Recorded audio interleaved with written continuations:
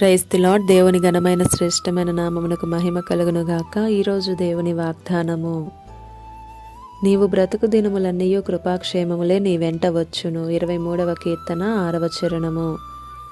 ఈ ఉదయకాల సమయంలో సర్వోన్నతుడైన దేవుడే మనందరితో మాట్లాడుతున్నాడు.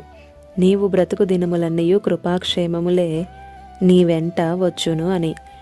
ఆయన కృపలోనే మనకు కావలసినవి ఉన్నాయి. మనకు కావలసిన ఆశీర్వాదమైన, ఐశ్వర్యమైన, ఆరోగ్యమైన, ఏం పొందుకున్నా, ఏం సంపాదిస్తున్నా అది ఆయన కృప వలన మాత్రమే. ఆయన కృపాక్షేమం మనం బ్రతికిన దినాలన్నీ మన వెంట వస్తుంది.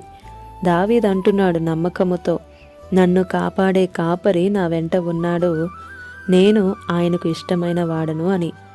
దేవుడైతే దావీదుని నా ఉద్దేశములన్నీ నెరవేర్చువాడు అని. అంతవరకు రాజుగా ఉన్న సౌలును దించి దావీదును రాజుగా చేశాడు. దావీదు దేవునికి నచ్చాడండి. ఏం చేశాడు అంటే చేసిందల్లా స్తుతి. దినమునకు 7 సార్లు స్తుతిని చెల్లించేవాడు. నేనెల్లప్పుడూ నా దేవుని స్తుతిస్తా, నిత్యము ఆయన కీర్తి నా నోట ఉంటుంది అని దావీదు అంటున్నాడు. వాగ్దానం వింటున్న ప్రియమిత్రమా, అంతేకాదు వాక్యాన్ని ప్రేమించేవాడు. వాక్యాన్ని ప్రేమిస్తే దేవుడు మిమ్మును ప్రేమిస్తాడు.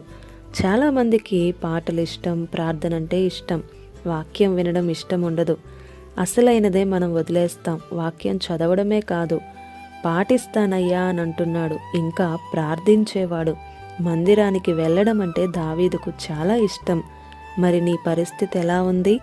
మన జీవితాన్ని కూడా దేవుడు ఇష్టపడితే బ్రతికినంత కాలం ఆయన కృపాక్షేమములు మన వెంటే వస్తాయి.